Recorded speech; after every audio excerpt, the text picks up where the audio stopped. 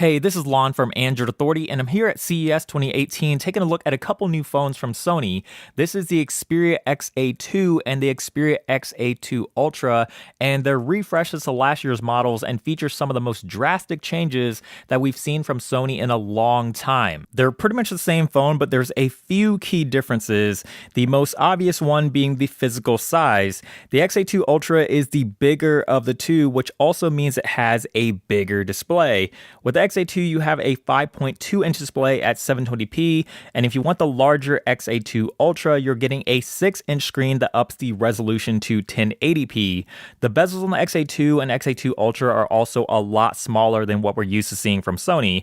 It's not as easy to notice on the top and bottom since they're still pretty big, but it is kind of nice that the screen practically goes edge to edge now on the sides. The other change here that you'll notice right off the bat is that the design is a little bit different from previous Sony phones.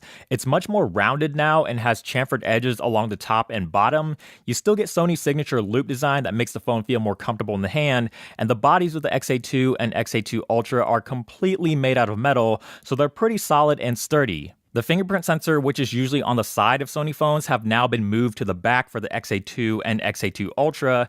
And yes, just in case you're wondering, we're finally going to have actively working fingerprint sensors on the US versions of these phones. Also on the back side of the XA2 and XA2 Ultra are the same 23 megapixel camera, but where they differ is actually on the front-facing camera.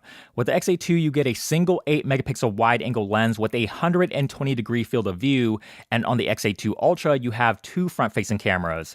You've got the same 8 megapixel wide-angle lens, but you also have a 16 megapixel shooter with optical image stabilization, so things like your Snapchat videos or front-facing vlogging footage should look a lot better. With the XA2 Ultra, you're also getting a front-facing flash with something Sony calls flash sync. This basically means that the flash will evenly illuminate your face and the background when you're taking a photo in the dark instead of just lighting up your face and everything else behind you is completely dim. As far as the rest of the specs, you've got a Snapdragon 630 processor with 3 gigs of RAM on the XA2 and 4 on the Ultra. The battery has also been bumped up from last year's model with a 3,300 mAh battery on the XA2 and 3,580 on the XA2 Ultra. They're both shipping with Android 8.0 Nougat out of the box and are expected to go on sale later this month. There's no word on pricing just yet, but once we know more, we'll keep you updated on the website over at AndroidAuthority.com. But what do you guys think about the XA2 and XA2 Ultra and the design changes that Sony has made? Let us know down in the comment section below, and keep it tuned here for the rest of our CES 2018 coverage because there's still a whole lot more to come.